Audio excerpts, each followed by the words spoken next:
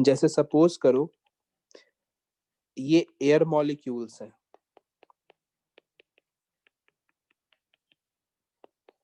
एक काम करता हूँ ना, मेरे पास डायग्राम पड़ा ही होगा, उसी डायग्राम से बताता हूँ।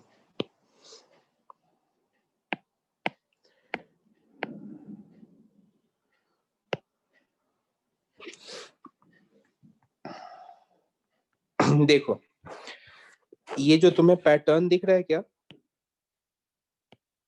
ये पैटर्न तुम देख पा रहे होगे, है ना? Yes sir. कोई सपोज करो कोई एयर मॉलिक्यूल्स हैं जो कि वेल डिफाइंड अरेंजमेंट में है, मतलब यहाँ पे कोई डिस्टरबेंस नहीं है।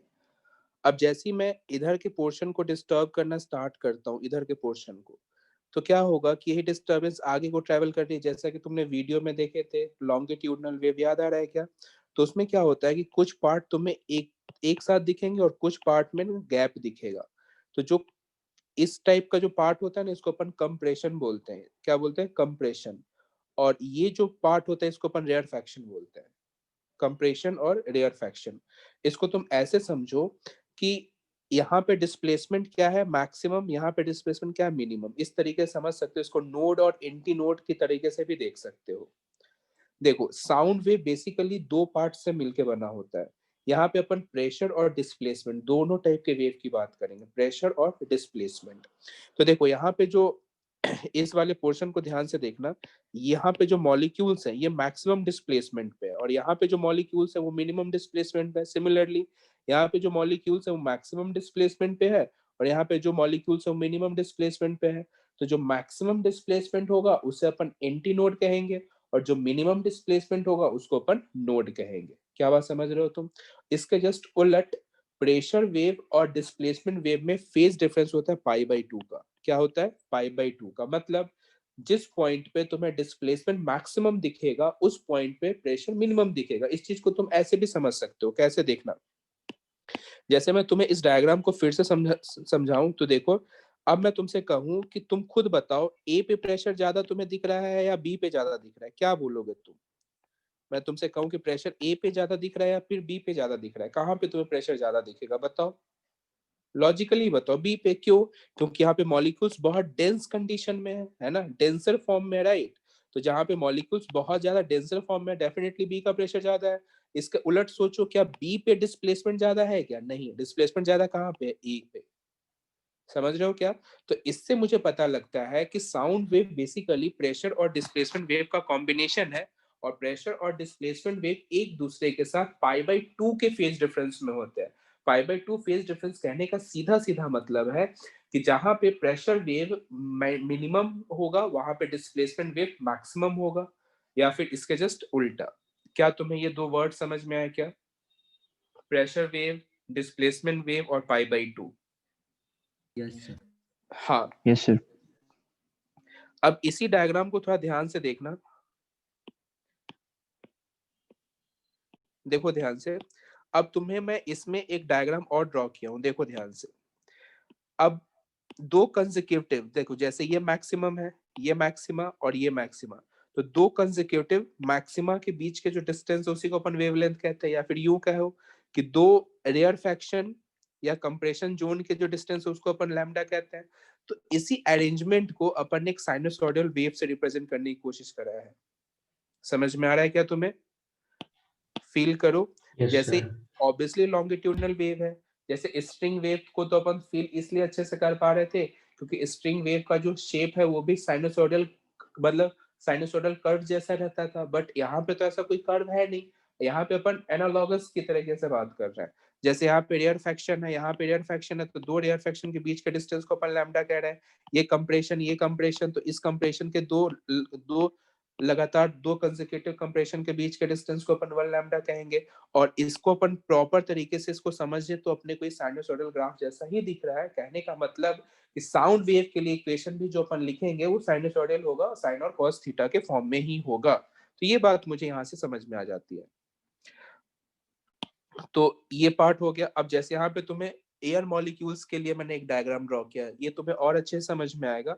जैसे यहाँ स्पीकर है और कान है, देखो ध्यान से। अब जो स्पीकर के पास के मॉलिक्यूल्स है इसमें ज्यादा वाइब्रेशन दिया गया है, देखो फिर ये वाइब्रेशन यहाँ पे ट्रांसफर हुआ, फिर ये वाइब्रेशन, इस तरीके से कंसेक्यूटिव हो रहा है, समझ रहे हो। ये वाला जो पार्ट है इसको अपन कंप्रेशन कहेंगे, क्यों, क्योंकि यहाँ पे मॉलिक्यूल्स एक साथ बहुत सारा है, और यहाँ पे प्रेशर मैक्सिमम होगा, डिस्प्लेसमेंट मिनिमम होगा, और ये जो पोर्शन है जिसे मैं ब्लू कलर से ड्रॉ कर रहा हूँ, और ये सभी जो पोर्शन है ये रेयरफैक्शन का है। फील कर पा रहे हो क्या। और इसके एनालॉगस अपन ने कर्व ड्रॉ किया है। तो लॉन्गिट्यूडनल वेव में लैम्डा कैसे डिफाइन किया जाएगा, ये तुम्हें समझ में आ गया होगा। नोड कैसे डिफाइन किया जाएगा, ये भी समझ में आ गया होगा। एंटी नोड कैसे डिफाइन किया जाएगा, ये भी समझ में आ गया है। डिस्प्लेसमेंट और प्रेशर वेव में कितने का फेज डिफरेंस और क्यों है, ये भी समझ में आ गया होगा। ठीक है, अब आगे बढ़ते हैं। सिमिलर यहाँ पे ट्यूनिंग फॉर्क की बात अपन हमेशा करते हैं, तो ट्यूनिंग फॉर्क का क्या रोल है ये तुम्हें यहाँ दिखाया गया है, एक बार फील करना। ट्यूनिंग फॉर्क का जो क्या अरेंजमेंट है, जैसे यहाँ पे मॉलिक्यूल्स बहुत सारा है ना, फिर जब यही यहाँ पे चले जाएंगे तो यहाँ पे रेयरफैक्शन जोन बनेगा, जब ये इस तरीके से हो जाएगा, समझ रहे हो तुम। तो ये ट्यूनिंग फॉर्क अपन बार बार एक्सपेरिमेंट में ट्यूनिंग फॉर्क लेते हैं, तो ट्यूनिंग फॉर्क का क्या रोल है ये तुम्हें यहाँ समझाने की कोशिश किया गया है। जब ये ट्यूनिंग फॉर्क अपने मैक्सिमम पे होगा तो यहाँ पे मॉलिक्यूल्स को एक साथ ला देगा, जब ये इस वाले पोजीशन पे होगा तो यहाँ पे रेयरफैक्शन का जोन बनेगा। तो इस तरीके से कंसेक्यूटिव होते जाता है, दो लगातार कंप्रेसिव जोन या दो लगातार रिफ्रैक्शन जोन के बीच के डिस्टेंस को अपन 1 लैम्डा कहेंगे। एक बार इसे रीड कर लो जल्दी से, समझ में आ जाए तो इसका मैसेज कर देना।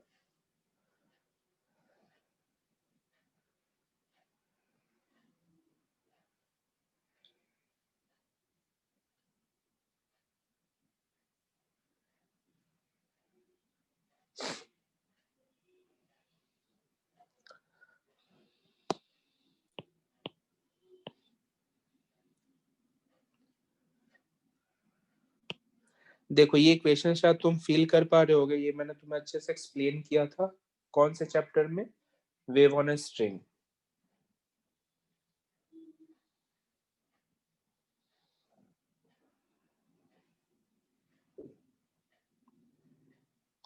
क्या ये स्लाइड तुम्हें समझ में आ रहा है क्या, जो मैं तुम्हारे सामने भी रखा हुआ हूँ। पढ़ो अच्छे से। Yes sir. फील करना, फील करोगे बहुत अच्छा लगेगा ये चैप्टर, बहुत इंटरेस्टिंग और स्कोरिंग है पहली बात तो।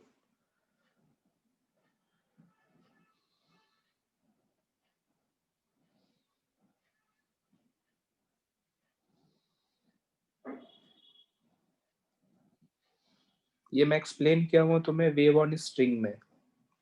मैंने बताया था कि जो y equals to A sine omega T minus K X equation, ये डेराइव कैसे होता है। और मैंने ये भी बताया था कि वेव बेसिकली क्या है, इनफाइनाइट एसएचएम का कॉम्बिनेशन है। तो इनफाइनाइट एसएचएम का कॉम्बिनेशन है, तो हर एक पार्टिकल अपने अलग अलग पॉइंट पे एसएचएम कर रहा है। अब उसी को मैंने इक्वेशंस में कन्वर्ट करने के लिए किसी भी जनरल टाइम और एक्स में रिलेशन लिख दिया था, टी माइनस एक्स वी। तो जो टाइम था उसी को अपन ने इससे रिप्लेस कर दिया था, तो सभी पार्टिकल के लिए वो इक्वेशन बन गई थी, और उसी इक्वेशन को अपन ने वेव इक्वेशन कहा था। अब तुम सोच के बता सकते हो, यदि प्रेशर वेव ये है तो डिस्प्लेसमेंट वेव में क्या डिफरेंस होगा। बताओ, यदि मैं कहता हूँ कि प्रेशर वेव ये है तो डिस्प्लेसमेंट वेव क्या लिखोगे। Simple, y equals to A sine की जगह sine omega T minus X V और plus minus pi by two, यही तो लिखोगे। सोच के देखो, क्योंकि मुझे पता है कि डिस्प्लेसमेंट और प्रेशर वेव में पाई बाई टू का फेज डिफरेंस है। अब ये जो भी इक्वेशन रहेगा उसमें पाई बाई टू का फेज डिफरेंस आ जाएगा, और ओमेगा ए ये सब जो एम्पलीट्यूड का रिलेशन बनेगा सो रहेगा, सो अलग। यहाँ पे सिंपल साइन है तो यहाँ पे चाहो तो तुम डायरेक्ट कॉस के टर्म में भी लिख सकते हो, तो ये सिंपल तुम्हें डिस्प्लेसमेंट वेव बताएगा। तो ये प्रेशर वेव तुम्हें एक्सप्लेन किया गया, अभी आगे देखना। अब ये इसका प्रूफ है कि ये डिस्प्लेसमेंट वेव आता कैसे है, तो अपन इसमें ज्यादा डेप्थ में जाएंगे नहीं। ठीक है, अब सीधा अपन आ जाते हैं इसके मेन टॉपिक पे। क्या ये बताऊं क्या मैं, वैसे इसकी कोई रिक्वायरमेंट तो नहीं है, याद भी नहीं रहेगा, टाइम वेस्ट होगा, छोड़ो हटाओ, क्वेश्चन में सॉल्व करते हैं। अब डायरेक्ट इस क्वेश्चन को पहले सॉल्व करो, तो क्वेश्चन सॉल्व करो पहले इस क्वेश्चन को।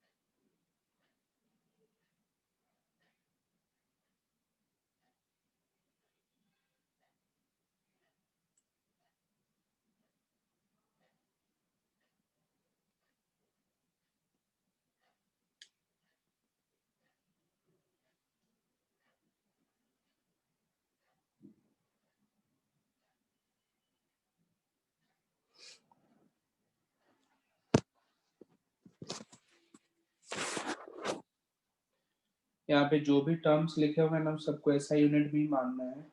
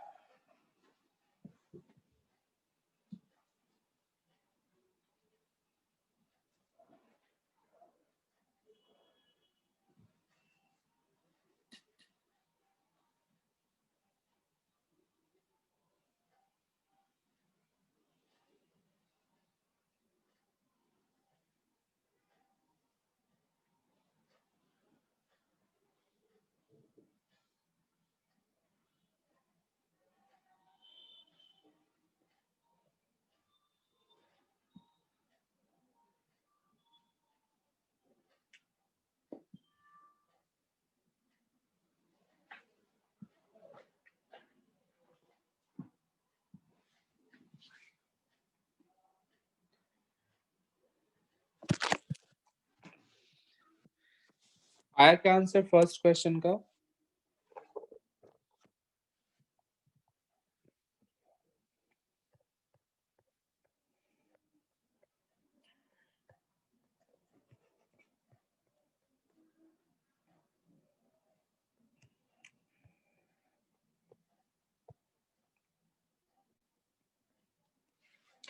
आंसर्स भी नीचे लिखे हुए हैं, मैच कर सकते हो।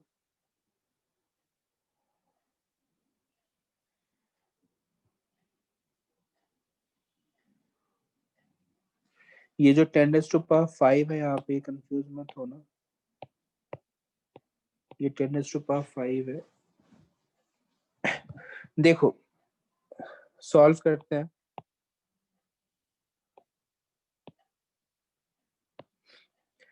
यहाँ पे जो प्रेशर इक्वेशन होता है ना बेसिकली डेल्टा पी होता है, तो डेल्टा पी तुम्हें क्या दिया गया है 0.02। क्वेश्चन ये था कि कोई और था? यही था ना?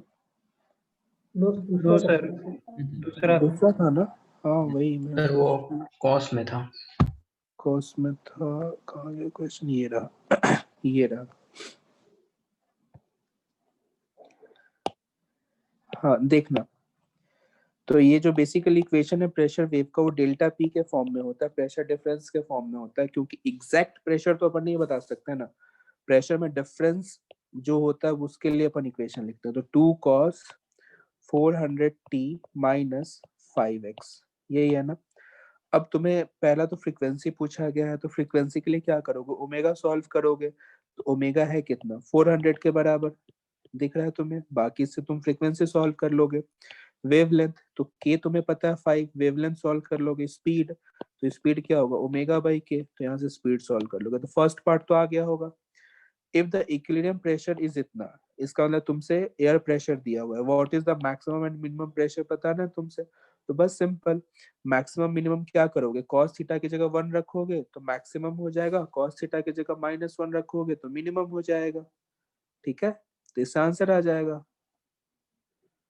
क्या बात समझ रहे हो तुम? तो यदि मैं इसका आंसर मान लो इसके इधर तुम इंटू 10⁵ का भी एक टर्म लिखा होगा कंप्लीट टर्म, तो मैं मैक्सिमम प्रेशर क्या लिखूंगा, सिंपल 1 इंटू 10⁵ बहुत ज्यादा हो जाएगा, यहाँ पे 3 कर लो, 10⁵3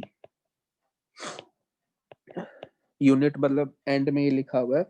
तो पी मैक्स क्या लिखोगे 1 इंटू 10⁵ प्लस माइनस 10⁵3। तो जब मैक्सिमम होगा तो प्लस हो जाएगा, मिनिमम हो जाएगा तो माइनस हो जाएगा। तो इस तरीके से ये क्वेश्चन डील करोगे।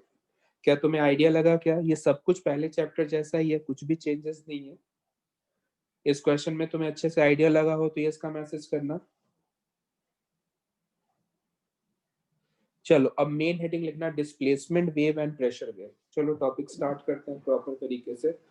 Displacement wave and pressure wave मैं प्रूफ भी कराता ही हूँ, टाइम तो बहुत है, आराम से करते हैं प्रूफ भी। हेडिंग लिखो डिस्प्लेसमेंट एंड प्रेशर वेव।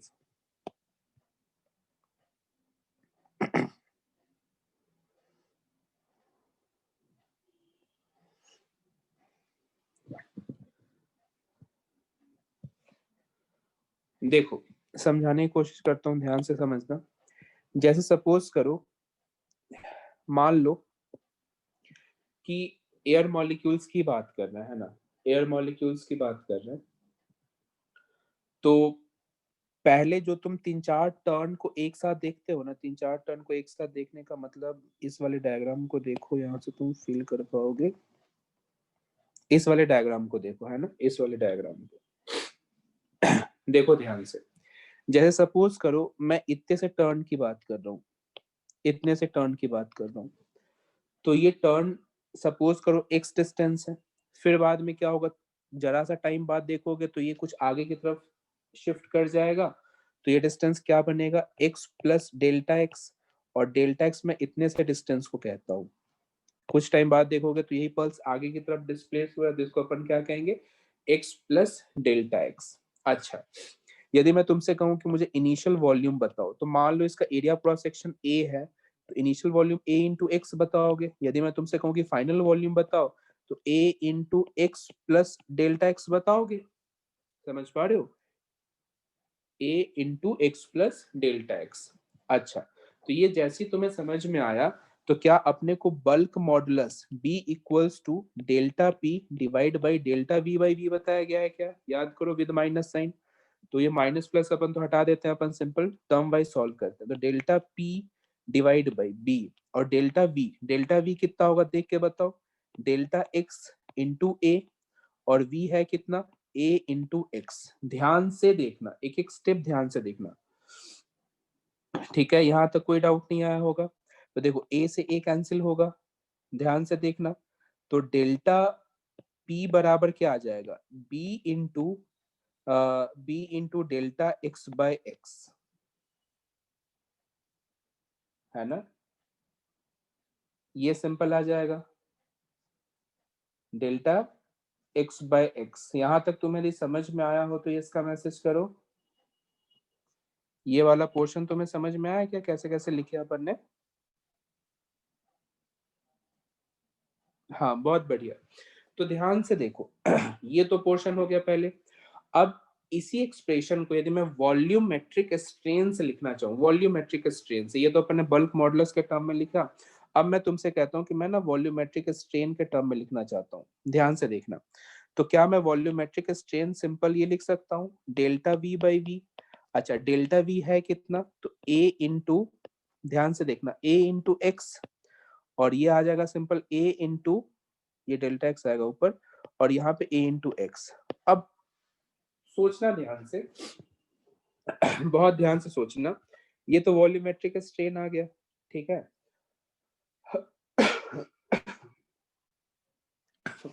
अब देखो ध्यान से, ये जो डेल्टा एक्स जो है ना, वो डेल्टा एक्स है क्या, पार्टिकल डिस्प्लेसमेंट। डेल्टा एक्स है क्या बताओ, पार्टिकल डिस्प्लेसमेंट। क्या बात समझ रहे हो तुम? डेल्टा एक्स है क्या, पार्टिकल डिस्प्लेसमेंट। अब इसी को मैं स्मॉल वाले फॉर्म में लिखूं तो ये है क्या, डेल्टा एक्स बाय एक्स को मैं चाहूं तो इसको ऐसे भी लिख सकता हूँ, D Y by D X. देखो क्या हो रहा है, हो क्या रहा है, समझना ध्यान से। मैं एक स्मॉल से एलिमेंट के लिए कंसीडर कर रहा हूँ। मैं देख रहा हूँ कि पार्टिकल ने डेल्टा एक्स डिस्प्लेसमेंट करा। अब इस डेल्टा एक्स का जो डिस्प्लेसमेंट है वो वेव के कुछ पोर्शन में है। यदि मान लो इसी वेव के पोर्शन को यदि मैं dx मानता, तो मैं कह सकता ना कि dx वेव के बंच ऑफ dx वेव में dy का डिस्प्लेसमेंट है। और dy बाई dx यदि तुम लिखना चाहते हो तो एक सिंपल इक्वेशन है, y equals to a sine omega T minus K X. तुम्हें डिस्प्लेसमेंट का इक्वेशन ऑलरेडी पता है। अब यहाँ पे सिंपल डिफरेंशिएशन के फॉर्म में लिखो, तो dy बाई डी एक्स क्या आ जाएगा, साइन का डिफरेंशिएशन कॉस होगा। क्या तुम समझ पा रहे हो? और इसको अपन सिंपल यहाँ पे रिप्लेस करेंगे तो अपने को प्रेशर इक्वेशन मिल जाएगा। कुछ आइडिया लगा क्या? नहीं, ये dy बाई डी एक्स कैसे लिखा होगा ये समझ नहीं आया होगा, है ना? कुछ तो बोलो। हाँ, यही समझ नहीं आया, पता था। चलो इसके लिए मैं तुम्हें और एक अच्छा एग्जांपल बताता हूँ। हाँ, ये dy by dx कैसे लिखा है ये समझ में नहीं आएगा, बिल्कुल सही बात है। इसको याद दिलाने के लिए मैं तुम्हें फ्लूइड मैकेनिक्स में ले जाना चाहता हूँ, इलास्टिसिटी में। इलास्टिसिटी में तुम्हें याद होगा, तुमसे ये क्वेश्चन पूछा गया था कि एक रॉड है, इस रॉड पे मैंने एक फोर्स अप्लाई करा था और मैं तुमसे पूछा था कि इस रॉड में कितना इलोंगेशन हुआ ये बताओ। याद है क्या ये क्वेश्चन? इलास्टिसिटी में अपने को ये पढ़ाया गया था कि एक रॉड है, रॉड पे अपन ने एक फोर्स अप्लाई करा और इस रॉड में कितना टोटल इलोंगेशन हुआ ये तुम्हें बताना है। याद है क्या तुम्हें? कैसे सॉल्व किए थे? नहीं? अरे यार सब भूल गए यार तुम। जल्दी से फ्लूइड मैकेनिक्स जहाँ स्टार्ट किए हो, इलास्टिसिटी देखे हो, जल्दी से पेज पलटो, पेज जल्दी से पलट के देखो।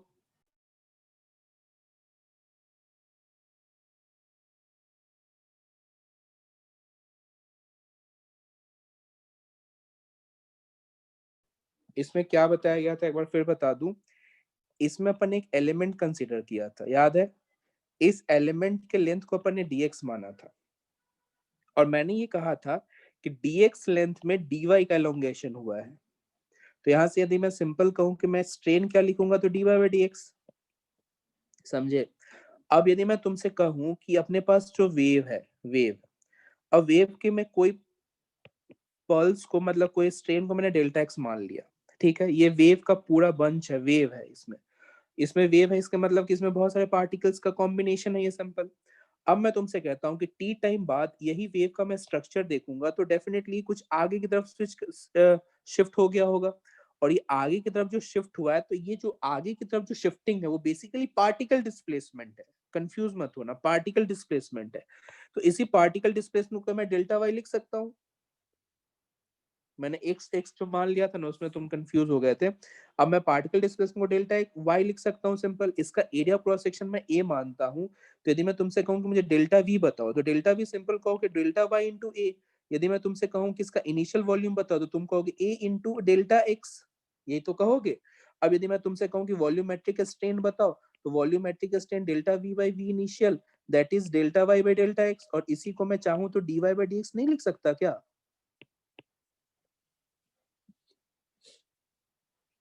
नहीं आया समझ? Yes sir. है ना? तो डेल्टा वी बाई वी क्या हो गया? D Y by D X. अच्छा, अब ध्यान से एक काम करो, पहले इतना नोट करो, तो नोट कराते हुए चलते हैं फिर आगे बढ़ेंगे। डिस्प्लेसमेंट एंड प्रेशर वेव में हेडिंग लिखो और ये डायग्राम ड्रॉ करो।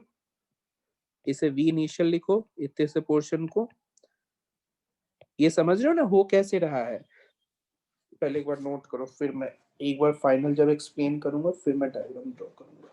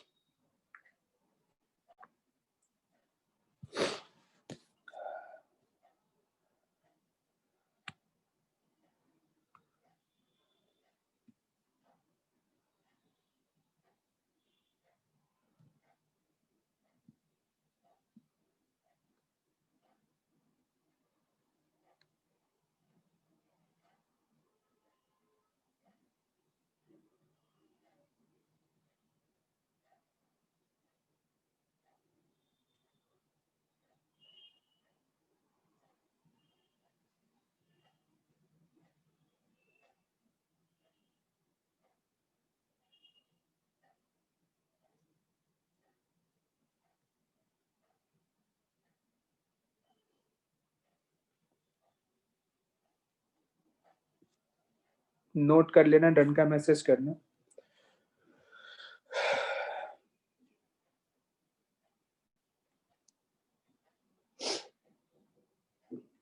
देखना इसी में आगे बता रहा हूँ। तो ये बात, आप ये पार्ट लिख लिए होगे, है ना? अब यदि मैं तुमसे कहूँ कि मुझे बल्क मॉडुलस बताओ तो delta P divide by delta V by V लिखोगे। अच्छा, डेल्टा पी क्या लिखोगे? ध्यान से देखना, B into delta V by V. तो डेल्टा पी क्या आएगा? बी और delta V by V, basically D Y by D X. ये अपन ने ऑलरेडी सॉल्व किया हुआ है। और डिस्प्लेसमेंट वेव ऑलरेडी तुम्हें पता है कि a sin omega t minus K X, ये पता है तुम्हें, a sin omega t minus K X. And bulk modulus में यहाँ चाहो तो निगेटिव लगा सकते हो, तो delta p equals to b और dy बाई dx कितना होगा, देखो d of a sin omega t minus K X, ध्यान से देखना, और अपॉन में dx क्या आएगा सॉल्व करने के बाद, तो delta p equals to B A omega, देखते जाना, बी ए ओमे सॉरी बी आएगा ना, बी ए ओमेगा, और कुछ आएगा क्या, नहीं, cos omega T minus K x, और साइन का डिफरेंशिएशन कॉस, तो ये वाला टर्म आ गया। इसमें कहीं कोई डाउट है तो बताओ मुझे।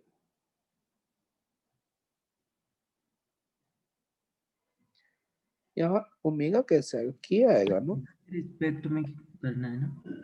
हाँ वही वही वही वही मैं सोच रहा, मुझे इसका ना हमेशा इसको ना मैं कब से याद रखता हूँ, तुम कब आओगे, तो कब से मैंने इसको याद कर रखा है। तो यहाँ पे सिंपल आ गया, डेल्टा पी कितना आ जाएगा कि के ए बी, है ना, तो इसको कुछ फनी सा में याद रख लोगे तो अच्छा रहेगा, जैसे ट्रक पे लिखा रहता है ना तुम कब आओगे, तो वैसे ही कब। तो के है क्या यहाँ पे, wave number, angular wave number, A है क्या डिस्प्लेसमेंट का एम्पलीट्यूड, पी है क्या, बी है क्या बल्क मॉडुलस। तो इस तरीके से अपने को प्रेशर वेव मिल गया, और तुम क्लियरली देख सकते हो साइन वेव और कॉस वेव में पाई बाई 2 का फेज डिफरेंस है, और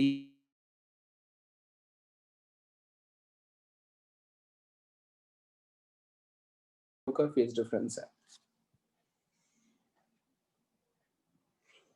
समझ में आया क्या तुम्हें? Yes sir. तो इस तरीके से इक्वेशन है, और ये जो कब है ना, ये कब है प्रेशर एम्पलीट्यूड है पी नॉट, कब है क्या प्रेशर एम्पलीट्यूड, तो इसको चाहो तो P equals to P naught cos omega T minus K X से भी याद रख सकते हो।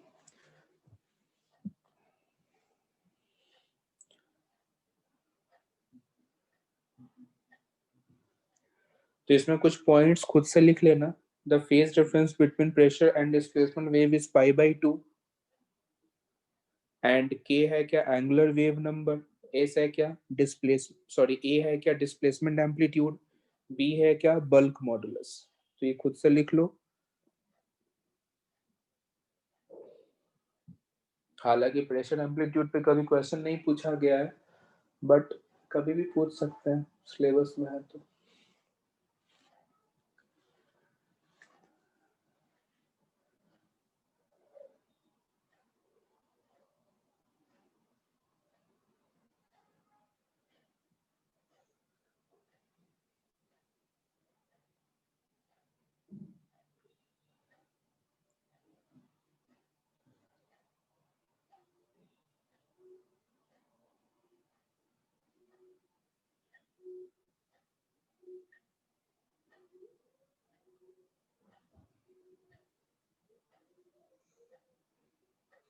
नोट कर लेना, डन का मैसेज कर देना।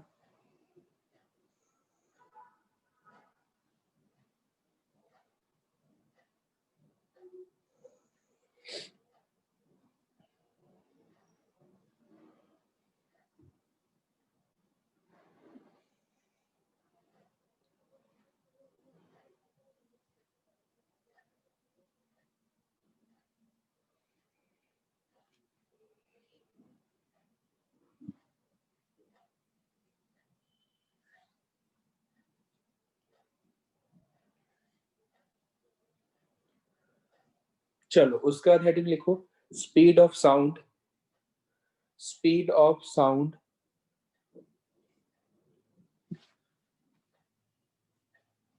Speed of sound.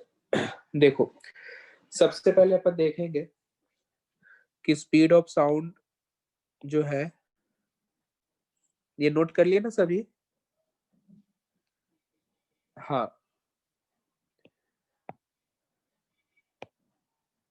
देखो speed of sound v equals to under root of p by rho, v equals to under root p by rho. इसका तुम्हें प्रूफ मिला होगा, कहाँ पे मिला होगा, काइनेटिक थ्योरी ऑफ गैसेस, मैं तुम्हें याद होगा 3RT/m पढ़ते होगे, याद है क्या? Yes sir. 3RT/m, है ना? तो ये बेसिकली तुम्हें आइडियल गैस इक्वेशन यदि पता हो, पीवी ऑब्वियसली पता ही होगा क्या मैं बोल रहा हूँ, तो P M equals to rho R T, ये भी फॉर्मेशन पता होगा। तो पी बाई रो कितना आ जाता है, R T by M. And ये यहाँ पे 3 क्यों लगता है, तो ये 3 बेसिकली डिग्री ऑफ फ्रीडम की वजह से लगता है। तो अपन उतना तो डिटेल में जाएंगे नहीं, तो सिंपल यहाँ पे वेलोसिटी ऑफ साउंड है कितना, पी बाई रो। ये तुम्हें ध्यान रखना है, इसका मैं प्रूफ नहीं दूंगा पी बाई रो आया कैसे, टाइम बहुत खराब हो जाएगा। देखो तो इसमें अपन डिफरेंट डिफरेंट केसेस देखेंगे। तो पहले अपन ये देखते हैं कि यहाँ पे ना न्यूटन्स लॉ और लैपलास करेक्शन, इसमें दो इंपॉर्टेंट पॉइंट है।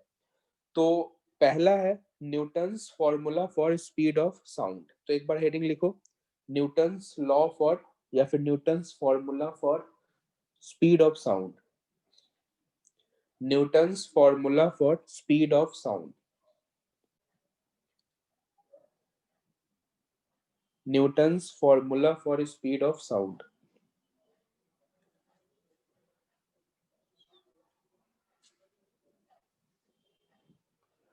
देखो न्यूटन के हिसाब से न्यूटन के हिसाब से जो साउंड प्रोपेगेशन का जो मेथड है या प्रोसेस है, वो एक आइसोथर्मल प्रोसेस है। जैसे मान लो तुम अभी क्लासरूम में बैठे होते, तो मैं अभी क्लास के पोडियम पे होता और तुम नीचे होते, तो सिंपल जो मैं बोल रहा हूँ तुम सुन रहे हो, तो ये जो प्रोसेस है, ये प्रोसेस एक आइसोथर्मल प्रोसेस होता, ऐसा न्यूटन का मानना था। तो न्यूटन के हिसाब से कि जो साउंड का प्रोपेगेशन है एक जगह से दूसरे जगह तक, ये आइसोथर्मल प्रोसेस है। तो आइसोथर्मल प्रोसेस मानते हुए, आइसोथर्मल प्रोसेस मानते हुए उनके हिसाब से वेलोसिटी क्या उन्होंने फाइंड आउट करा। देखो आइसोथर्मल है, तो पी वी इक्वल्स टू, मैं कांस्टेंट लिख सकता हूँ, एनआरटी तो के मतलब टाइम कांस्टेंट है, तो अपन पी वी इक्वल्स टू के लिख सकते हैं सिंपल। अब इसी को यदि मैं डिफरेंशिएशन के फॉर्म में लिखना चाहूँ, ध्यान से देखना, ध्यान से देखना, तो क्या मैं लिख सकता हूँ P D V plus V D P बराबर 0, है ना? तो सिंपल आ जाएगा dp by dv equals to, dp by dv equals to minus of क्या आ जाएगा, v बाई p। क्या सही लिख रहा हूँ क्या? No sir. वही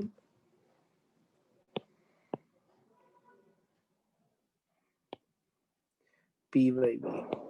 चलो, तो dp by dv equals to क्या आ गया, माइनस p बाई v। अच्छा समझना ध्यान से, बहुत ध्यान से सुनना, यहाँ पे p नहीं आएगा रे, मैंने शायद क्या लिखे हो, वेलोसिटी ऑफ साउंड में, यार ध्यान ही से उतर रहा है, जहाँ फॉर्मूला डायरेक्ट लिखना होता है ना, सर भूल ही बल्क जाता हूँ। मॉडुलस होता है ना सर वो। मॉडुलस ऑफ इलास्टिसिटी यहाँ पे लिख, मॉडुलस ऑफ इलास्टिसिटी।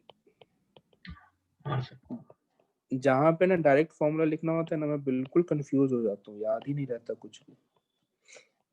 इतना बादाम खाता हूँ फिर भी कोई फायदा नहीं होता, बताओ। तो v इक्वल्स टू क्या होगा, modulus of elasticity upon rho, है ना? क्योंकि यहाँ पे मैंने सॉलिड या लिक्विड ये सब की बात तो कुछ नहीं करा, simple upon velocity of sound लिख रहे हैं। तो मॉडुलस ऑफ इलास्टिसिटी, अब वेलोसिटी ऑफ साउंड अपन देख रहे हैं, तो न्यूटन का ये मानना था कि जो वेलोसिटी ऑफ साउंड है, फिर साउंड का जो प्रोपेगेशन है, वो आइसोथर्मल प्रोसेस है। तो फ्लूइड के लिए अपन क्या लिख सकते हैं, फ्लूइड के लिए b बाई रो लिख सकते हैं, सही है ना? एंड यहाँ से यदि तुम बल्क मॉडुलस लिखते हो तो क्या आएगा, delta P divide by delta V by V. And इसी को अपन डीपी के टर्म में कन्वर्ट करें, तो सिंपल इस तरीके से ये टर्म बनेगा।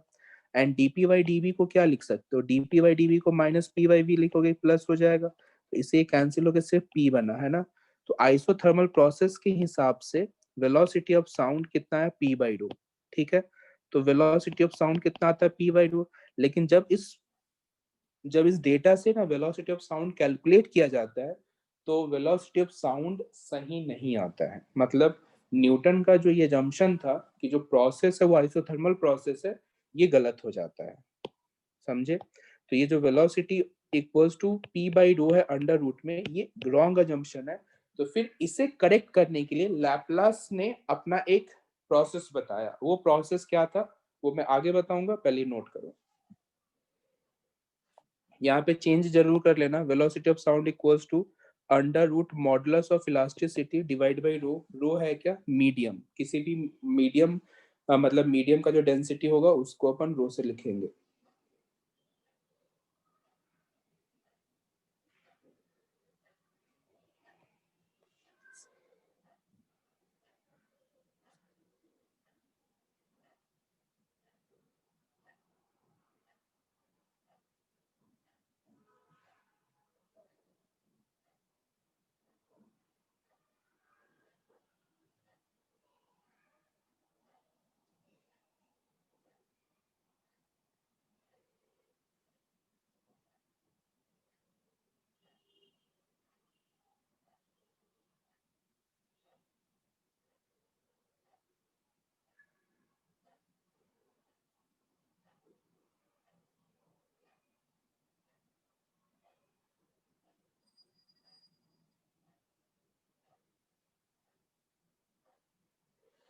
हाँ क्या करोगे, मैथ्स में भी आता ही होगा, मैथ्स में भी पढ़ोगे।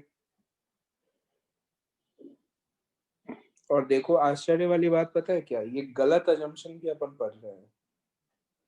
इतना ज्यादा वैल्यू है कि उसके द्वारा जो भी गलत चीजें भी बताई गई है वो भी अपन पढ़ रहे हैं। ये बहुत बड़ी बात है।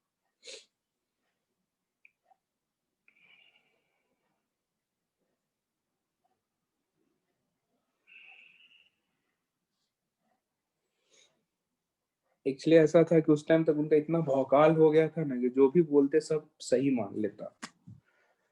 तो वही है, फिर बाद में पता लगा कि नहीं ये तो गलत आ रहा है, डेटा ही गलत है। नोट कर लिए क्या, भौकाल समझते हो तुम सभी, मिर्जापुर यस सर। देखे हो? बहुत बढ़िया। Yes sir. देख चुके हो तुम? अरे कौन है, पहले यस देखो सर। भैया, पढ़ सर लो। ठीक उसी है, दिन सर उसी दिन देख लिए थे सर, जिस दिन रिलीज हुई थी। सर बिंज वॉच हो गया था। बताओ, ये ना सही नहीं कर रहे हो तुम। अभी पढ़ने का टाइम है। और ये देखो सौम्या भी देखी हुई है, गजब। कॉलेज के लिए बचा के रखो। फ्रेंड्स, गेम ऑफ थ्रोन्स, ये सब तो निपटा दी होगी अभी तुम। Yes sir. बाप रे, सर बोर्डिंग मार्च लाइफ में हो हो गया जाएगी। था। बोर्डिंग लाइफ हो जाएगी भैया, देख लेना कॉलेज सर में बचा के रखो। लॉकडाउन था ना सर, तो लॉकडाउन में यस सब सर। निपटा दिए। अरे बाप रे बहुत बढ़िया, गुड।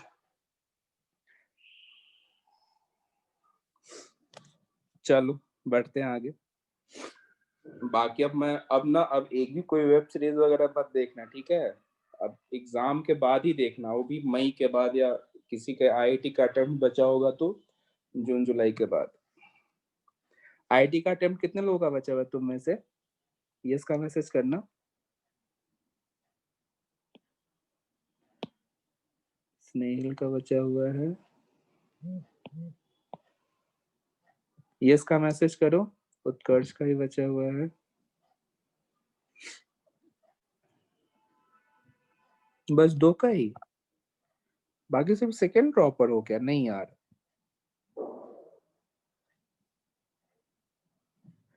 सबका बचा सर हुआ है। एडवांस एक ही बार दे सकते हैं क्या? नहीं 2 बार दे सकते हो। कोई यस सर। डबल ड्रॉपर थोड़ी ना होगा इस बैच में। सर डबल नहीं ड्रॉप सर। में थोड़ी ना 2 बार एडवांस दे सकते हैं। एडवांस नहीं रे, मेंस की बात करो, मेंस तो दे ही सकते हैं। तो फिर इस बार लेकिन सर सबके खत्म हो जाएंगे ना सर, 4 अटेम्प्ट हो जाएंगे। यस सर, इस बार तो सब खत्म हो गया। क्यों खत्म हो गया? हो सर, सर नहीं मतलब 4 बार 4 हो गए ना अटेम्प्ट तो हो खत्म हो जाएंगे, गए अटेम्प्ट। सबके खत्म हो जाएंगे ना, जो 1 ईयर ड्रॉपर भी होगा तो अगले साल फिर थोड़ा ले पाएगा वो ड्रॉप। क्यों नहीं ले पाएगा? 6 अटेम्प्ट होते हैं ना सर मैक्सिमम। ऐसा ऐसा ऐसा लिखा हुआ है क्या? नहीं यार, मेरे को हाँ तो ईयर वाइज पता है। ये तुम क्या क्या बोल मतलब रहे हो सर नई कितने नई भी दे चीजें। सकते हैं, अरे अब कितनी भी दे गवर्नमेंट सकते ने, हैं अब मतलब। एक बात बता, सर गवर्नमेंट ने एज थी नहीं एज वेज कुछ नहीं है, वो बस 10th जो अपन पास करते हैं ना 10th उसके बेसिस पे कैलकुलेट किया जाता है। जैसे 10th के बाद 2 साल बाद अपन 12th हो जाते हैं पास, तो 12th के 1 साल तक और IIT एडवांस दे सकते हो। मतलब एक बार जब हाँ तुम वो तो 12th पता में है हो गए सर। तो अपीयरिंग, और उसके बाद 1 सर साल बाद 19.5 रहती है शायद से उसके हिसाब से 19.5 ये क्या बात कर रहे हैं? Age. Sir age is 19.5 age. अरे वो एज तो लगभग सभी के ही मैनेज हो एडवांस जाती देने है। की? नहीं एज वैल्यू सभी का मैनेज हो जाता है, वो मुझे नहीं लगता है कि अभी तो मैंने 12th में 18 कोई 19.5 पे नहीं जाता होगा, ऑब्वियसली 17-18 में सब 12th कर ही लेते हैं, हाँ सर। यस तो सर। उसमें कोई बड़ी बात ही नहीं है। पॉइंट ये है कि जो जेई मेंस होता है ना, वो 10th के बेसिस पे एक बार अपीयरिंग में दोगे, 12th में जब तुम अपीयरिंग होगे तब दोगे, उसके अगले साल दोगे, और फिर उसके अगले के अगले साल दोगे। मेरे कॉलेज में कितने डबल ड्रॉपर वाले थे पता नहीं, सब सीएससी के लिए डबल के डबल ड्रॉप लिए जा रहे, बताओ। चलो आगे बढ़ेंगे। तो अब आता है लैपलास करेक्शन। तो हेडिंग लिखो, लैपलास करेक्शन। लैपलास मैथ्स में भी पढ़ोगे, इवन इंजीनियरिंग में भी पढ़ोगे। जाते ही इंजीनियरिंग में जब फर्स्ट ईयर में मैथ्स पढ़ोगे ना, तो लैपलास सीरीज, फोरियर सीरीज, ये सब पढ़ोगे। बोरिंग होता है इंजीनियरिंग मैथ्स, और उससे ज्यादा बोरिंग होते हैं उनके पढ़ाने वाले। समझ ही नहीं आता पढ़ा के आ रहे हैं और बता के आ रहे हैं। आज तक मुझे लैपलास और फोरियर सीरीज का कुछ यूज नहीं समझ में आया, जबकि वो बहुत इंपॉर्टेंट बताते हैं। हो सकता है मैं आगे नहीं पढ़ा, इस वजह से पता नहीं लगा होगा।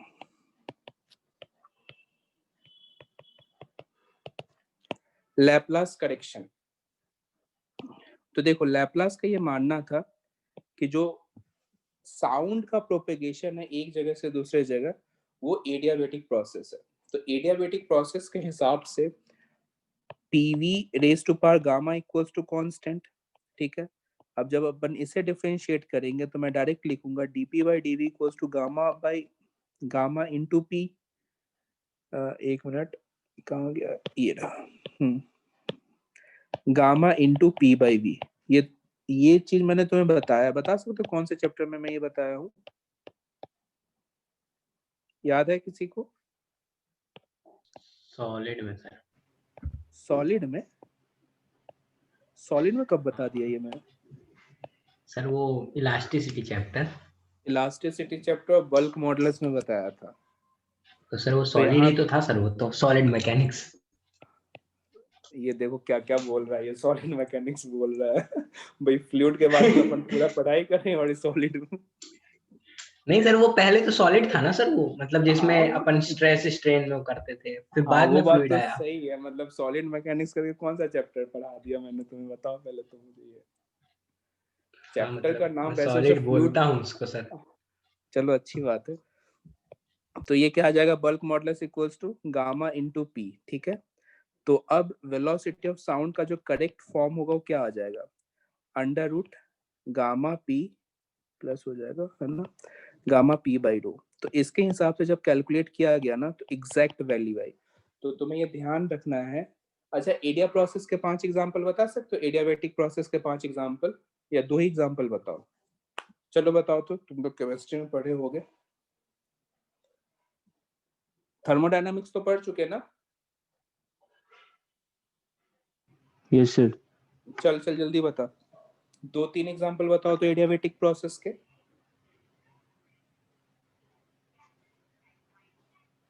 सर वो मिल्टन की बोतल आती है ना इंसुलेटेड वाली। हाँ बिल्कुल सही बात है, तो वो एक एग्जांपल हो गया। और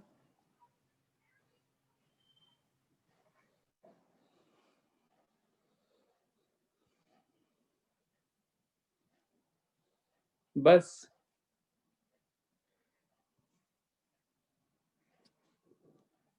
कोई ये भी बोल देना कि आप सर सेलो कंपनी की जो बॉटल होगी ना, वो भी एक इसमें एग्जांपल आ जाएगा।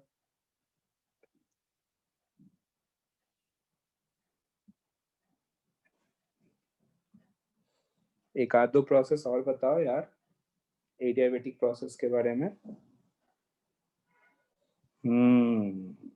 Heat engine. देख, एक तो लाइव एग्जांपल है साउंड वेव का प्रोपगेशन, तो एक तो ये एग्जांपल हो ही गया, है ना। और प्रोसेस तो एडियाबेटिक प्रोसेस को एक्सप्लेन करने का सिंपल मेथड है, जो भी सडन प्रोसेस होता है ना, उन सभी को अपन एडियाबेटिक के कैटेगरी में रख सकते हैं। जैसे कुछ एग्जांपल, टायर का पंचर होना, है ना, टायर का फटना, बलून का फटना, ये सब अपन कह सकते हैं सब एडियाबेटिक प्रोसेस में ही आता है। ठीक है, तो इतना सडन प्रोसेस होता है कि उस शॉर्ट ऑफ टाइम में अपन कह सकते हैं कि जो डेल्टा की हुआ इसका एक्सचेंज 0 ही है, इस वजह से सबको एडियाबेटिक प्रोसेस कहते हैं। तो साउंड भी एक तरह से सडन प्रोसेस ही है। ऑल्दो तुम ज्यादा डिस्टेंस पे हो तो इसे टाइम लगेगा जाने में, लेकिन तुम यदि मेरे बगल में ही हो तो मैं जिस इंस्टेंट पे बोल रहा हूँ उस इंस्टेंट पे तुम सुन लोगे। तो इसे लगभग लगभग अपन सडन प्रोसेस की तरफ देख सकते हैं, राइट। तो इसे भी अपन एडियाबेटिक प्रोसेस में ही रखते हैं। तो लैप्लास के according velocity equals to under root rho P by रो।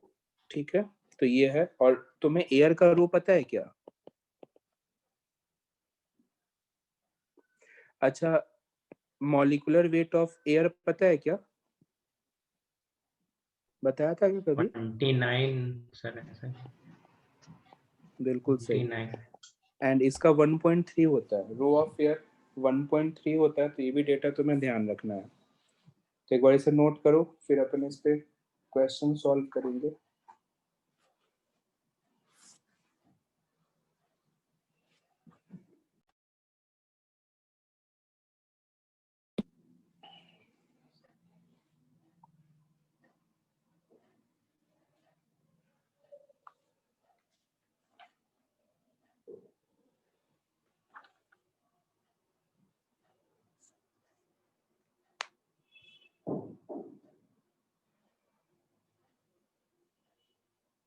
चलो क्वेश्चन सॉल्व करना। नोट कर लियो तो एक बार यस का मैसेज करो, फिर क्वेश्चन सॉल्व करेंगे।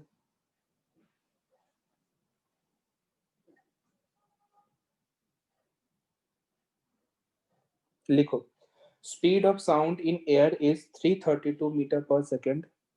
Speed of sound in air is 332 meter per second at ntp. At ntp.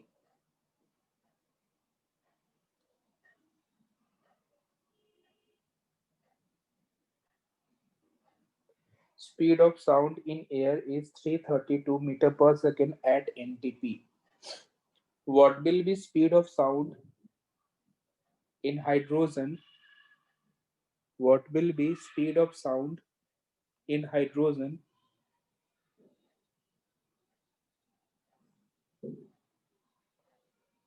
at ntp? यह क्वेश्चन का फर्स्ट पार्ट। दूसरा क्वेश्चन लिखना, मॉलिक्यूलर वेट वगैरह सब कुछ पता ही होगा तो इसे नहीं बताऊंगा मैं।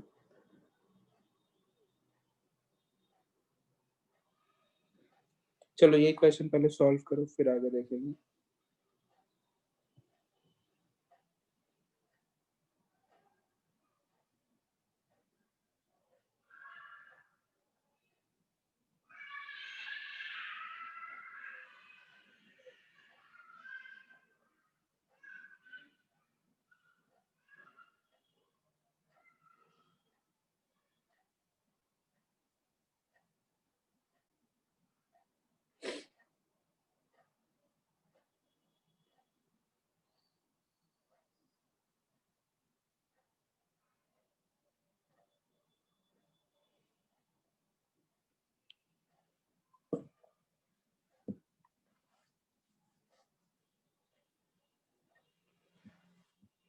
आंसर मैसेज करो।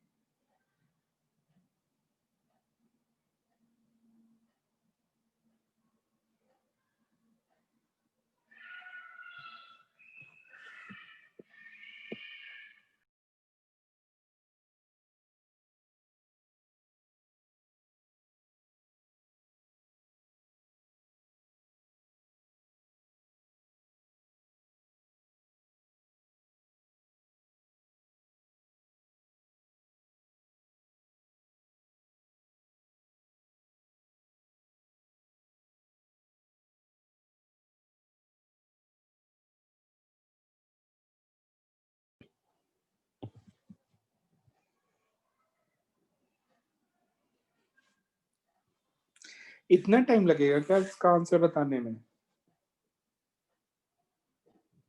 ये तो गलत बात है यार।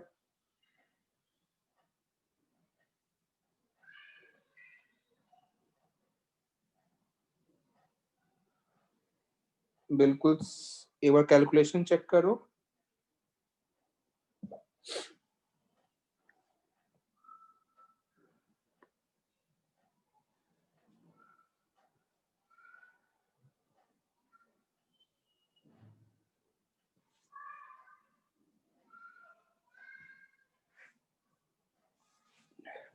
देखो, क्या मैं वेलोसिटी को under root of gamma R T by M लिख सकता हूँ क्या? क्या मैं gamma R T by M लिख सकता हूँ क्या? तो v1 by V two equals to under root of m2 by m1 लिख सकता हूँ। एनटीपी पे टेम्परेचर वगैरह सब कुछ सेम ही होगा। एंड हाइड्रोजन भी एक डायटोमिक गैस है, एयर भी डायटोमिक गैस है, क्योंकि N2 और O2 का कॉम्बिनेशन है देखा जाए तो गामा से गामा कैंसिल हो जाएगा। तो V1 अपॉन V2 का रेशियो सिंपल, हाइड्रोजन का कितना होता है 2, और क्या था? अच्छा, इसमें एक और डेटा गिवन था यार, वो शायद मैं बताया ही नहीं। साइड में लिख लेना, density of hydrogen at NTP is, density of hydrogen at NTP is 1/16 of air. ये सबसे नीचे लिखा हुआ था। Density of H2 at NTP is 1/16 of air. तो यहाँ पे सिंपल कितना आ जाएगा? 16 आ जाएगा यहाँ पे सिंपल। तो V2 equals to V1 equals to 4 into 3 32, ये आंसर आ जाएगा।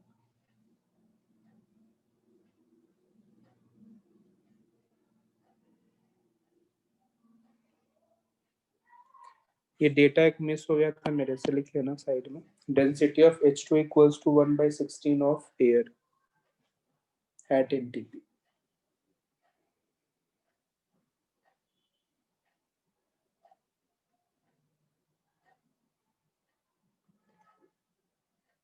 चलो अपन इसमें कुछ टर्म्स या डिपेंडेंसी देख लेते हैं। देखना ध्यान से। पहले अपन देखेंगे वेलोसिटी ऑफ साउंड या speed of sound in terms of temperature. In terms of temperature ध्यान से देखना। तो तुम्हें पता है कि v इक्वल्स टू अपन क्या लिख सकते हैं, gamma R T by M. ठीक है, तो क्या मैं ऐसा कह सकता हूँ कि वेलोसिटी जो है वो डायरेक्टली प्रोपोर्शनल किसके है, अंडर रूट ऑफ टेम्परेचर। तो v1 upon v2 equals to under root of t1 upon t2 भी लिख सकते हैं। तो एक रिलेशन तो सिंपल टेम्परेचर के टर्म में ये आ गया। अच्छा, सोच के बताना। अच्छा, जब भी अपन कहेंगे कि टेम्परेचर के टर्म में लिखना है, तो इसके बाकी के जो भी टर्म्स है ना, उसको तुम्हें कांस्टेंट मानना है। ठीक है, इसके बाकी के टर्म्स को तुम्हें कांस्टेंट मानना है। सिमिलरली यदि मैं तुमसे कहता हूँ कि velocity of sound in terms of pressure, तो इन टर्म्स ऑफ प्रेशर में क्या आएगा बता सकते हो क्या? इन टर्म्स ऑफ प्रेशर में क्या रिलेशन बनेगा बताओ। एंड एक चीज मैं फिर से बता दूं, जब भी अपन प्रेशर की बात करेंगे तो बाकी के जो भी टर्म्स है उसे क्या मानना है तुम्हें, कांस्टेंट। तो प्रेशर में क्या रिलेशन बनेगा बताओ। क्या v1 upon v2 equals to p1 upon p2 लिख सकते हैं क्या? हाँ या ना, जल्दी बोलो।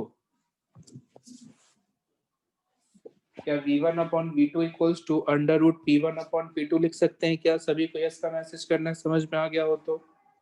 एक बार मैं फिर रिपीट करूं, यदि तुम किसी टर्म के रिस्पेक्ट में लिख रहे हो तो उसके अलावा बाकी जो भी टर्म्स है सभी को तुम्हें कांस्टेंट मानना है।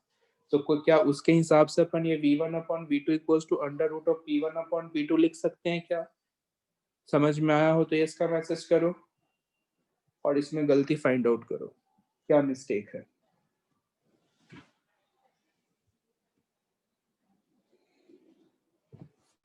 इसमें कहीं पे मैंने मिस्टेक किया हुआ है, तुम्हें बताना है कि मिस्टेक क्या है।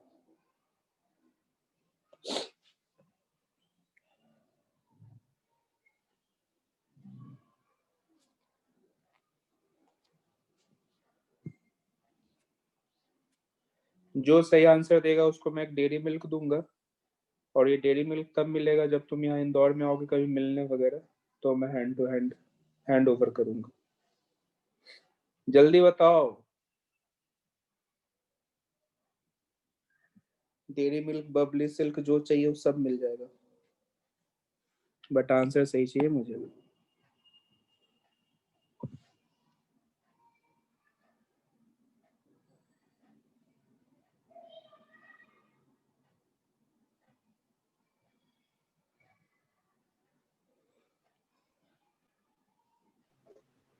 कहाँ मिस्टेक है, क्या मिस्टेक है? Sir under root of v1 by v2 होगा। Under root v1 by v2 होगा, कहाँ पे? सर ये under root of v1 by v2 equal to under root of p1 by p2, दोनों पे रूट क्यों? है ना। ऐसा क्यों? अरे अपने को तो सिंपल बताया गया था ना, p by row. Sir v1। हाँ सर बोलो। ये प्रेशर और वेलोसिटी तो इनवर्सली प्रोपोर्शनल होते हैं ना सर? ये कौन से रिलेशन से तुम बता रहे हो?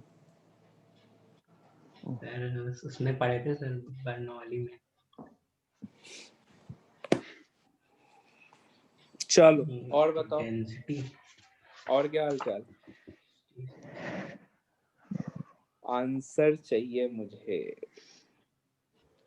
और मैं तुम्हें ना 3-4 बार वो पॉइंट को रिपीट कर चुका हूँ, बट तुम ध्यान ही नहीं दे पाए। ये रिलेशन गलत है। वेलोसिटी कांस्टेंट होएगा, प्रेशर को चेंज करो ना करो उससे फर्क ही नहीं पड़ेगा, वेलोसिटी प्रेशर पे डिपेंड ही नहीं करेगा।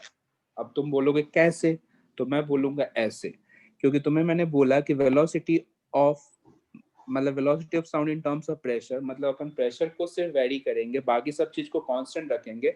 तुम क्लियरली देख सकते हो ऊपर वाले एक्सप्रेशन पे, यदि तुम टाइम को टेम्परेचर को यदि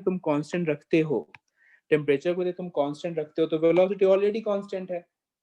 समझ रहे हो तुम? तो चाहे तुम प्रेशर को चेंज करो ना करो उससे कोई फर्क नहीं पड़ेगा। तुम समझ पाए? अब तुम कहोगे सर इस एक्सप्रेशन से समझाइए, तो इस एक्सप्रेशन से मैं सिंपल समझाऊंगा कि जितने फैक्टर से प्रेशर चेंज होगा उतने ही फैक्टर से डेंसिटी चेंज होगा, इनका रेशियो सेम रहेगा। तुम सोचो यदि तुम प्रेशर को चेंज कर रहे हो तो प्रेशर को चेंज करने वाला डेंसिटी भी तो चेंज हो रही है ना यार। यदि प्रेशर बढ़ रहा है मतलब कि जो मॉलिक्यूल्स है वो पास पास आ रहे हैं, तो मॉलिक्यूल्स जब पास पास आएंगे तो डेंसिटी भी बढ़ा, तो उसका जो रेशियो है वो तो कांस्टेंट है ना। नहीं समझे? यस समझ सर। में आया क्या? सर बोलो। बट ये तो उसका अपोजिट ही हो गया ना सर। वो अपने किसके? बर्नौली में एप्लीकेशन पढ़ा था कि प्रेशर अच्छा जहाँ कम होता है वहाँ वेलोसिटी ज्यादा होती है। वो अच्छा था ना सर, वो अच्छा, बहुत। एक एक घर मिनट वाला एक मिनट। एग्जांपल भी था सर। हाँ बहुत बढ़िया बहुत बढ़िया, मैं तुम्हें अब फिर बताता हूँ। बर्नौलीज थ्योरम में अपन ने क्या पढ़ा था? बर्नौलीज थ्योरम है क्या, पहले ये बताओ। अपन ने क्या कहा था कि total energy per unit volume ये कंजर्वेशन। कांस्टेंट होती है। Yes sir. तो क्या मैं एनर्जी की बात कर रहा हूँ क्या? यहाँ तो मैं सिंपल वेलोसिटी की बात कर रहा हूँ। यदि मान लो वेलोसिटी कांस्टेंट है, दैट मीन्स कि हो सकता है कि जो थर्मल एनर्जी और जो जो पोटेंशियल एनर्जी है इसमें कुछ एडजस्टमेंट हुआ हो। अपन तो यहाँ वेलोसिटी की बात कर रहे हैं ना, वहां पे तो अपन ने energy per unit volume constant करा था समेशन करके, और वो भी अपन ने 2 पॉइंट के बीच में ये लिखा था। ऐसा नहीं कि अपन ऐसा है कि इसका और इसका किसी के भी 2 पॉइंट के बीच में अपन रिलेशन बता सकते हैं, मतलब सिंपल एक पॉइंट को अपन ने प्रॉपर एक्सप्लेन करा था कि यहाँ पे प्रेशर ये है ये है ये है, फिर दूसरे पॉइंट पे ये सब है, तो उन दोनों को अपन ने कंपेयर किया था। तो ये कहना कि वेलोसिटी जो है वो प्रेशर के इनवर्सली है, ये गलत है। ये गलत क्यों है? क्योंकि ये तुम ऑल टाइम नहीं कह सकते हो। ये तो अपन ने बर्नौलीज थ्योरम के बेसिस पे किसी क्वेश्चन में ये चीजें फिट बैठा था, क्योंकि एनर्जी का समेशन कांस्टेंट है। अब जब एक बढ़ेगा तो दूसरे को कम होना था, तो इसके बेसिस पे अपन ने कहा इसको अपन प्रोपोर्शनलिटी का नाम नहीं देंगे। Yes sir. समझे बात को? यस तो सर। इसमें एक जरूर पॉइंट्स लिख लेना कि velocity of sound is independent from the pressure change. और इसका रीजन मैंने तुम्हें एक्सप्लेन करा, क्योंकि यदि मैं प्रेशर को चेंज करता हूं दैट मींस कि मैं टेम्परेचर कांस्टेंट रख रहा हूं, और ऊपर वाले एक्सप्रेशन में ही तुम क्लियरली देख सकते हो यदि टेम्परेचर कांस्टेंट है तो वेलोसिटी ऑफ साउंड कांस्टेंट, यानी कि वेलोसिटी ऑफ साउंड जो है वो प्रेशर के वेरिएशन पे डिपेंड नहीं कर रहा। लेकिन ये कब नहीं करेगा? जब टेम्परेचर ये सब बाकी सब टर्म्स कांस्टेंट हो। ये तुमने टेम्परेचर को भी वैरी कर दिया, प्रेशर को भी वैरी कर दिया, फिर तो चेंज होएगा।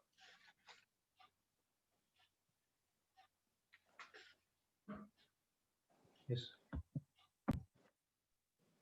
अब मैं तुमसे पूछ रहा हूँ कि ग्राफ ड्रॉ करो वेलोसिटी वर्सेस टेम्परेचर में और वेलोसिटी वर्सेस प्रेशर में। तो देखो ग्राफ कैसे ड्रॉ होगा, यदि मैं कहता हूँ कि v वर्सेस t का ग्राफ ड्रॉ करो, और जब अपन ऐसा ग्राफ ड्रॉ करने तो अपन ये मान के चलते हैं कि जो बाकी के टर्म्स है वो कैसे है, कांस्टेंट। तो इसमें जो ग्राफ होगा सिंपल स्ट्रेट लाइन होगा, क्योंकि प्रेशर के चेंज करने से वेलोसिटी ऑफ साउंड चेंज नहीं हो रही है। एंड यहाँ पे तुम्हें पता है कि वेलोसिटी बराबर k कोई कांस्टेंट और अंडर रूट टेम्परेचर, तो यहाँ पे तुम चाहो तो v square equals to k square into T, तो जिसका पावर कम ग्राफ उसकी तरफ झुका होगा, तो इसका ग्राफ ऐसे आ जाएगा। क्या बात समझ रहे हो तुम? प्रेशर चेंज करने से टेम्परेचर भी चेंज होगा ना, प्रेशर चेंज करने से टेम्परेचर भी चेंज होगा ना, बहुत बढ़िया। क्या बॉयल्स लॉ तुम्हें याद है क्या?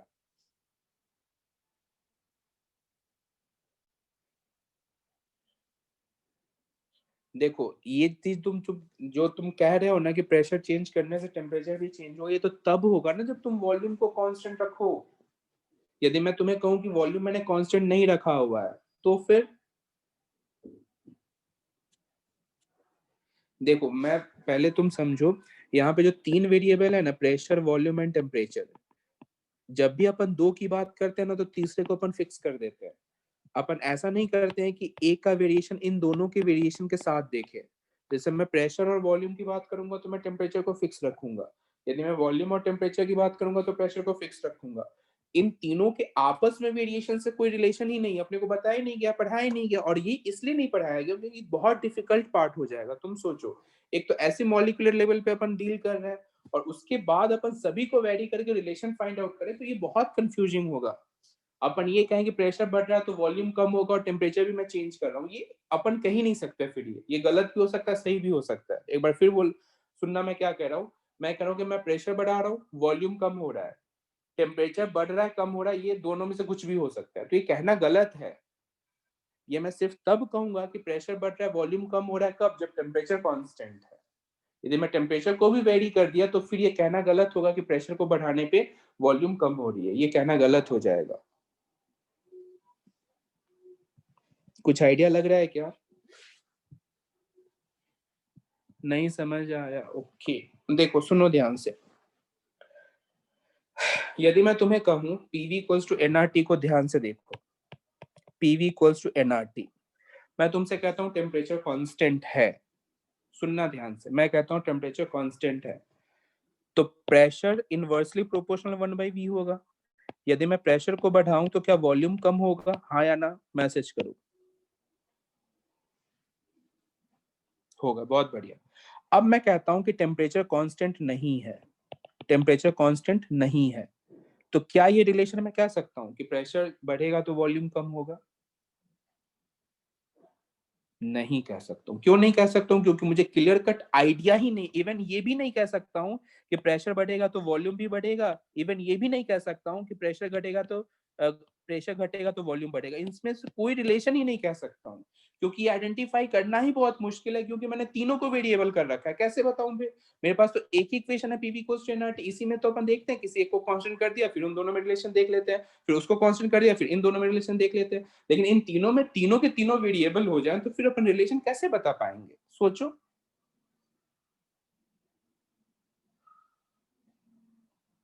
आइडिया लगा क्या? Yes sir. हाँ, तो अब जब भी अपन ये जो पीवीटी, प्रेशर वॉल्यूम टेम्परेचर, इसमें हमेशा अपन एक को कांस्टेंट रख के ही अपन दोनों के लिए बात करते हैं। कभी ऐसा नहीं देखा होगा तुमने क्वेश्चन में कि पीवी चेंज हो रहा है, वी भी चेंज हो रहा है, टेम्परेचर भी चेंज हो रहा है। अब स्टेटमेंट लिखा हुआ है कि if pressure is increasing then volume will be decreasing. ऐसा कभी स्टेटमेंट आएगा नहीं, और ये बता पाना मुश्किल है, हो ही नहीं पाएगा, पॉसिबल ही नहीं हो पाएगा, पता ही नहीं लग पाएगा किसके साथ क्या रिलेशन है। तुम्हें पता है कि टेम्परेचर को अपन ड्रास्टिक चेंज करते हैं तो गैस के बिहेवियर में भी चेंज आता है। तो बहुत सारी चीजें जो माइक्रोस्कोपिक लेवल पे अपन डील करते हैं, तो यहाँ पे अपने पास एक कंस्टेंट होता है कि एक लिमिटेड वे में ही चीजों को अपन पढ़े और डिस्कस कर पाए। चलो तो यहाँ तक तुम्हें इसमें जो इम्पोर्टेंट पॉइंट है बस ये तुम्हें ध्यान रखना है, 90% स्टूडेंट ना वेलोसिटी ऑफ प्रेशर को हमेशा ऐसे ही मानते हैं कि v directly proportional to under root p है, लेकिन ये हमेशा ध्यान रखना जब क्वेश्चन में क्लियरली स्पेसिफिक लिखा हो कि if temperature is constant then velocity of sound will be depend on pressure, yes और नो, तो obviously no.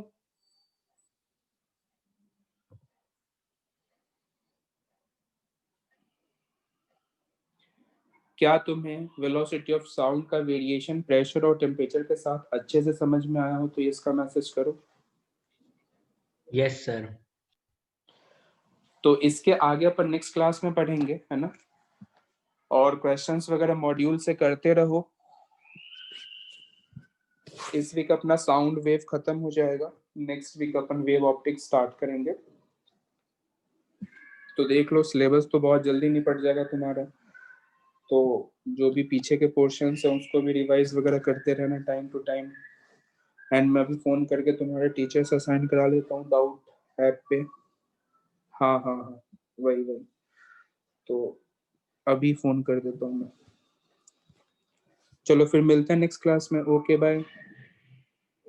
Thank you sir. Thank you sir. Okay welcome.